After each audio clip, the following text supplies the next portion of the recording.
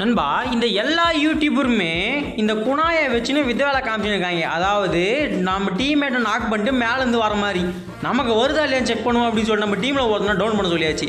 So அவர் down பண்ணிட்டு இருக்கிற காயின்ஸ்லாம் நாங்கள் போட்டோம். இவனுக்கு என்னடானா வாழை போட்டு எமௌண்ட் போட்டு அமகலம் பண்ணிட்டு இருக்கானுங்க. நான் குணாய் வீசுறேன் கொஞ்சம் தொலைவா போகும்னு சொல்லிட்டாச்சு. ஸோ குணாயை வீசிட்டேன். குணாயை வீசின உடனே அவன் வந்து பார்த்தனாக்கா டெத் ஆகிட்டான். ஸோ டெத் ஆன உடனே நான் என்ன பண்ணேன், ஹீல் பண்ணோம். இங்கே நான் பண்ண தப்பு வேலை என்னென்னா ஹீல் பண்ணாமல் எமௌண்ட் போட்டுட்ருக்கேன். ஸோ ரைட்ரா அப்படின்னு சொல்லிட்டு ஹீல் பண்ண போனேன். ஸோ ஹீல் பண்ணுறதுக்குள்ளேயே வந்து பார்த்தோன்னாக்கா அந்த டைமிங் பார்த்தோன்னா ஃபாஸ்ட்டாக போயிடுச்சு. ஸோ நான் என்ன பண்ணேன்னா நின்றுட்டு அழுத்துன்னு அழுத்துறேன். ஓகேங்களா, நின்றுட்டு அழுத்துன்னு அழுத்துறேன், வரவே இல்லை. லாஸ்ட் எண்டிங் டைமில் ஒரு குறிப்பிட்ட டிஸ்டன்ஸ் வந்த உடனே மேலேருந்து சல்லுன்னு இறங்கி வந்தோம். இறங்கி வரப்போ சொல்கிறாங்க, ப்ரோ எனிமியும் கூட சேர்ந்து இறங்குறான் அப்படின்ட்டு. என்னடா கதைன்னு பார்த்தா தலைவன் மேலே என் டீம்மேட் கூட இறங்கிட்டு இருக்கான்.